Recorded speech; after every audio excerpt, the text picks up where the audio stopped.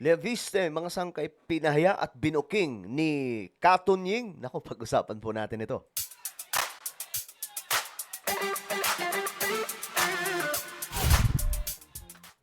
Magandang oras po sa lahat ng ating mga kababayan na nanonood ngayon. Naway ayos lamang po tayo dyan. Tapos na yung Kapaskuhan. At eto na naman mga sangkay, sasalubong na naman po tayo sa isang bagong taon, no? Talagang namang napakabilis mga sangkay ng panahon, no? Ang bilis ng taon. Talagang pinatutunayan ang isang propesiya sa Biblia na paiiksihin ng Panginoong Diyos ang mga araw sa huling mga panahon, mga sangkay. Well, anyway, pag-usapan po natin itong pagkabisto, mga sangkay, ni Katunying kay Leviste sa gitna po ng interview, no? Anyway, bago tayo magtuloy-tuloy, sa mga hindi pa po dyan nakakapag-subscribe sa ating YouTube channel, tayo po ay road to 2 million subscribers na. Padami po tayo ng padami dito sa YouTube. Kaya naman ano pa ang hinihintay ninyo? Makikita nyo po yung subscribe button sa baba ng video na to. I-click nyo lamang po yung subscribe, i-click ang bell, at i-click nyo po yung all. Sa mga nanonood po sa Facebook, i-follow nyo po yung ating Facebook page. Okay, mga sangkay, eto pag-usapan po natin. Kasi, eto nga po, ito yung kalat na kalat ngayon na video kung saan itong si Leviste ay nabisto ni Katunying. Harap-harapan pong binulgar, mga sangkay. Eto, panoorin po natin. Pasensya na kayo, I have to ask this, ano? So, ang inyo pong nanay ay wala po dyan sa listahan o nandun sa listahan? Oh, sa gitna po ng interview, aba, teka lang. Tingnan natin to. Ang iyong nanay nga ba ay nasa listahan o wala sa listahan na yon? Kasi, yun po yung sinasabing, actually, dami pong lumalabas na issue dyan, yung listahan ng mga proponent, listahan ng mga insertions. Nandun daw po, mga sangkay, tinatawag po nila yung Cabral's documents, something like that. Kasi kinuha daw po yan, o ibinigay daw, ang dalawa ang version eh. Yung isang version, sabi, kinuha, mga sangkay, ni Leviste kay Cabral ng sapilitan. Yung isang version naman, sabi sa kwento, ibinigay daw po ng kusa ni Cabral ayon sa utos ni Vince Dizon. So, yun daw po yung nangyari, mga sangkay. Ngayon, eto na, magkakaalaman na, binisto. Kasi sa listahan na yun, lumalabas na napakarami pong mga mambabatas yung nandun. At nandun din daw po yung nanay ni Leviste. Alam niyo na, mga sangkay, si Senator Ligarda. Ngayon, eto yung tanong ni Katunying. First time for you to ask this, and I can say, Nalitin natin. Gusto ko yung unang part eh. Pasensya na kayo, I have to ask this, ano? So, ang inyo pong nanay ay wala po dyan sa listahan o nandun sa listahan? Ganda ng tanong, di ba? Nandyan o wala? first time for you to ask this, and I can say, nandyan. Nandyan. Tinanong ko Ayun na. So, malinaw na nandoon po yung pangalan ni Senator Loren Ligarda. Ngayon, yun lang. Tapos na, mga sangkay. Kung nandyan yung pangalan, then, anong meron sa listahan? Diba? Kasi parang ang pinapalabas na ang binibisto ni Leviste nung una, lahat ng mga nasa listahan, nasa files, o parang sila daw po ay mga korap o mga sangkay. Well, ako naniniwala no, na halos lahat po talaga ng mga politicians ngayon mga korap. Pero yung listahan kasi na yun, mga sangkay, yun daw po yung patunay na maraming magic ang nangyayari pagdating po sa mga project ng ating pamahalaan. Kaya nga po, alam nyo, dapat wala nang ganito yung pinapadala po, binibigay po. Halimbawa, si congressman na ganito, mayroon pong hinihinging 1 billion para po sa isang project or 2 billion para po sa isang project.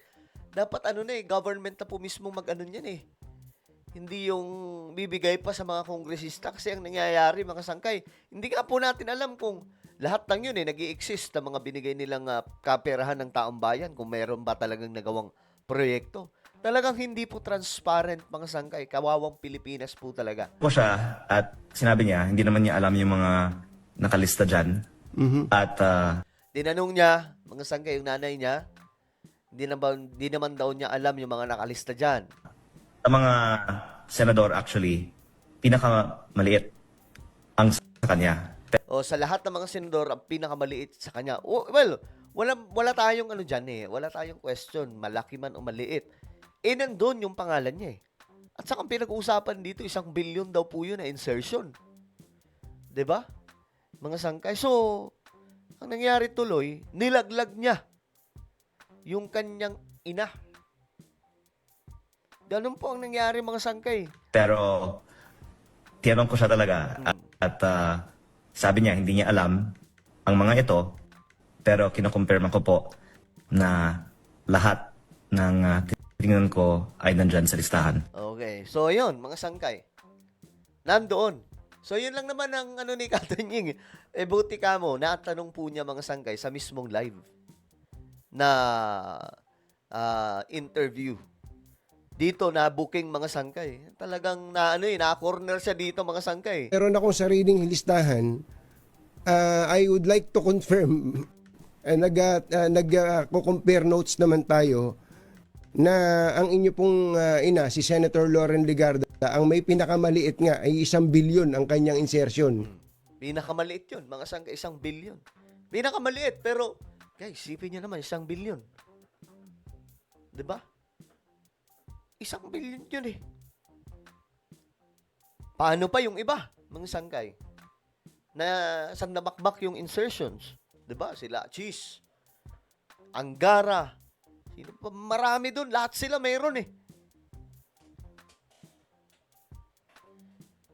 Ang tanong dyan, mga sangkay, ang listahan ba na yan nagpapatunay na itong mga nakalista doon mga korap? O yan lamang ang listahan patungkol po sa mga proyekto na hinihingi ng mga mambabatas. Kaya nga sana hindi na po ganyan yung klaseng proseso no? Kasi parang ang nangyayari, nagkakaroon ng chance na makapangkurap itong mga politiko. Sa 2025 budget. Yung listahan niyo po na meron din po akong kopya mula sa iba namang source ay yung BICAM, I think, insertions, di ba po? Kaya ang nasa BICAM na insertions ng senators ay mga nasa 120 billion pesos sa 2025 DPWH budget. Maka, on average, maka 5 to 6 billion per senator. At sa NEP naman, baka mga average of 1 billion lang per senator. Pero kung ano po yung average, yung mami ko ay mas mababa po dahil hindi naman siya nagre-request. Pero parang compensation ang lumalabas. Andun pa rin yung pangalan ng kanyang magulang, kanyang ina, mga sangkay, di ba? Kahit anong paliwanag dyan andyan yung magulang mo. Ang mga insertions na to dahil kahit naman hindi ka eksperto sa flood control, pinapapili ka pa ng lugar kung saan papondo ng flood control project. Kaya parang naging normal na kung ikaw ay kawani ng gobyerno, may flood control insertion ka. Opo. Grabe, no? Gusto ko lang pong sabihin sa inyo na ako'y natutuwa na kahit na nanay niyo po ang pinag-uusapan natin dito, ay hindi po kayo nagsabi na o nag-decline na sumagot. Instead ay sinabi niyong oo, kasama ang inyong ina sa may insertion po. O kasi sa tingin ko, balang araw, lalabas din lahat ng mga files na ito kasi marami naman po may mga kopya sa loob ng gobyerno at ako nga po ay concerned para sa kanila dahil ang daming mga ayaw naman na lumabas ang files na to. Pero kung may dosenang tao na may kopya, hindi naman mapipigilan na balang araw lalabas po lahat ito. Opo, gaano po kadelikado At kaimportante, on the other hand, na lumabas po o isa publiko ang files na inyo pong tinutukoy? Well, I think kung tayo ay tapat na gusto natin ng comprehensive investigations sa flood control projects, kailangan itong ilabas.